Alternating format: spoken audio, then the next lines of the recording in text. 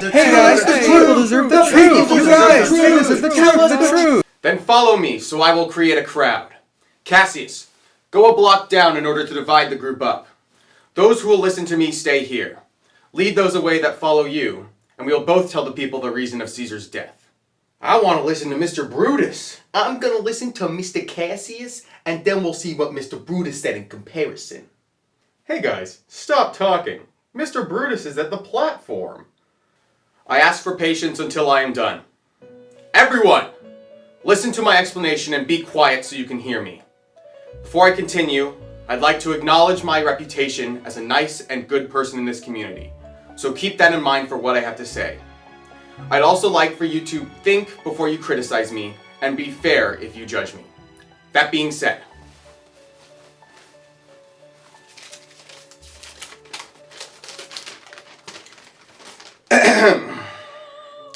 to any close friends of Caesar's, I say to him that we shared the same love. If that close friend demands to know why such a close friend like me would rise up against Caesar, I give you this. It's not that I love Caesar less, but that I love Washington more.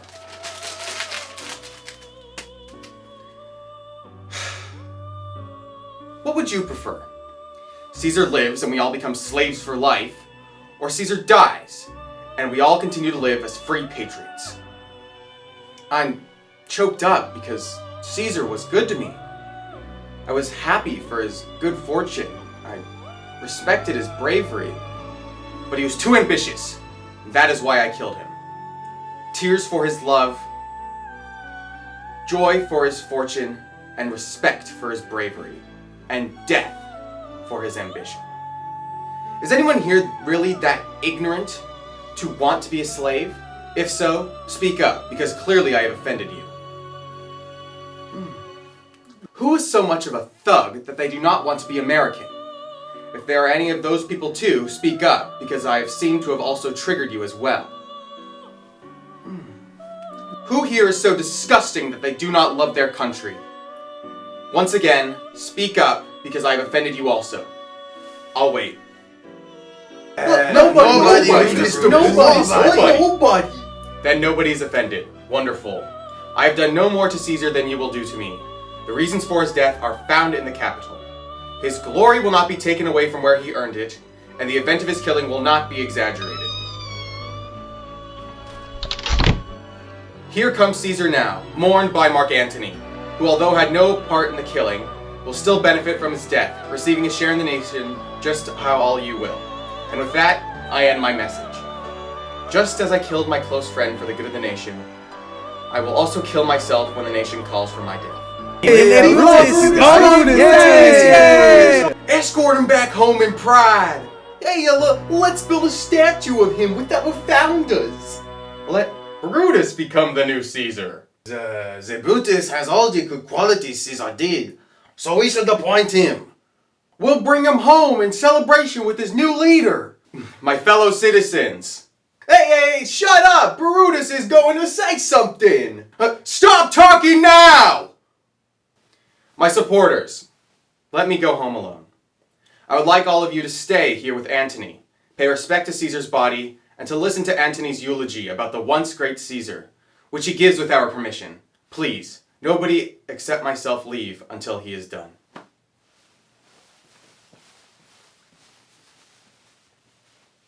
Hey guys, let's stay and listen to Mark Antony.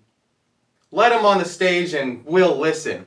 Mark Antony, please rise to the stage. On behalf of Mr. Brutus, I thank you all for staying. So what did he say? He said, on behalf of Mr. Brutus, he thanks us all for staying. Considering the follow-up, he better not speak badly of Brutus here. Caesar was a dictator! Absolutely. We're lucky Brutus murked him for our country. Shh! Antony is gonna start soon! Good citizens. Hey, be quiet! Shut up! Friends, citizens, and those listening abroad, may I please have your attention. I've come here to bury Caesar, and not to praise him. The bad things that men do are remembered well after their deaths, but the good things are often buried with them. This goes for Julius Caesar too. The great Brutus said to you earlier that Caesar was ambitious. If that is the case, then it is a dangerous threat to our freedom, and Caesar paid for it. With the permission of Brutus, all the others, who, must say that Brutus is a nice guy. They are all very nice, good guys. I come here to talk at Caesar's funeral. He was my friend. He was faithful and fair to me. But Brutus says he was ambitious. And Brutus is a nice guy. Caesar brought many hostages home to Washington, whose ransoms brought back our economy. Is this the work of ambition? When the poor people of this nation cried and struggled, Caesar cried too. Ambition would not and should not go that soft.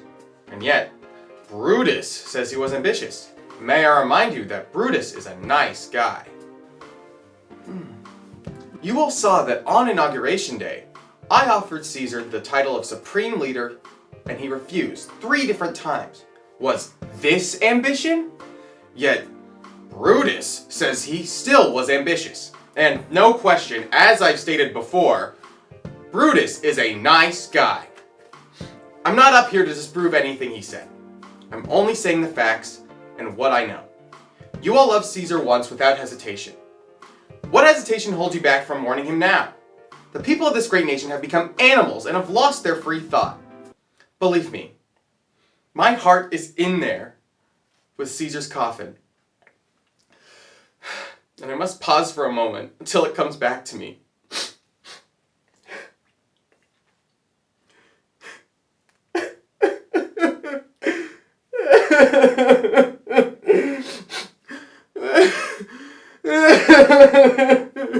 He does kind of have a point. If you really think about it, Caesar was the one who suffered. Huh? Did he? I'm just worried someone worse will replace him. Did you listen to Antony? Caesar would not take the crown. It couldn't have been ambitious. If it turns out he wasn't, people are going to stain for Caesar. Oh, poor baby boy! Antony's eyes are bright red from the tears. There's not a better man in this nation than Antony. Shh! He is talking again! Only just 24 hours ago, Caesar's word would have stood against the world. Now he lies in his coffin with no worth and nobody humble enough to show him respect. People, if I have led you down a path leading to the ideas of insurrection and anger, I would offend Mr. Brutus and Mr. Cassius, who you all know are nice guys. I would not treat them wrong. I mean, I'd rather mistreat the dead, me, and all of you before I mistreat such good, nice men. I have here in my pocket a paper with Caesar's seal on it. I found it in his room. It's his will. If you could only read this testament, which, sorry, I wasn't planning to read it, you would run on stage and kiss Caesar at his limp feet, and touch your bodies with the sacred blood, even beg for a lock of hair to remember him. And when you yourself died, you'd mention the clothes you wore or the lack of hair in your will, giving it to future generations as a legacy. We want to hear the will. Read it, Mark Antony. Hey, let's go to read the will. You must read Caesar. My fellow citizens, please be patient. I shouldn't read it. You don't need to know how much Caesar loved you. You aren't like wood or metal. You're human. Because you are human, what's in Caesar's will anger you greatly. It's for the best that you don't know you are his heirs. If you did, imagine the insanity that would spark. God damn it! Read the will! We want to hear it, Antony. You must read the Caesar's will. Will you please be patient? Will you wait just a second? I have already said too much by telling you in the first place. And by doing so, I almost feel like I've mistreated those nice guys whose knives have stabbed Caesar. Why? They were domestic terrorists! Traitors even! Nice guys! They were killers, lowlights, scumbags. Read the will now. You are forcing me to read the will? Fine. Make a circle around Caesar's corpse and let me show you the man who wrote this will. May I come down now? Hey, please come down. Step down. We'll make way. Make a circle, everyone. Stand around him. Please, stand away from the body. Hey, make room for Mr. Anthony, everyone. Do not press up against me. Everyone take a step back. Hey, everyone stand back. Give him room. Give him room. You know. If you have tears held back, be ready to shed them now. You all remember this jacket. I remember the first time Caesar put it on. It was a summer's night. He was in his tent. It was the day he overcame the Albanian warriors. Here is where Cassius's knife pierced it. See the deep wound Casca made. Through this hole, beloved Brutus stabbed. We pulled out that horrible knife. Look at how the blood of Caesar poured out, as if rushing out a door, waiting to see if Mr. Brutus was knocking on that door. Brutus was Caesar's angel. God only knows how much dearly Caesar loved him. This was the most cruel cut of all. When the great Caesar saw him stab, he realized his beloved Brutus's callousness. It was stronger than the violence of traitors, and it ended up being his defeat, bursting his large heart. At the base of Jefferson's statue, with his jacket covering his face, which was dripping the blood this whole time, great Caesar collapsed.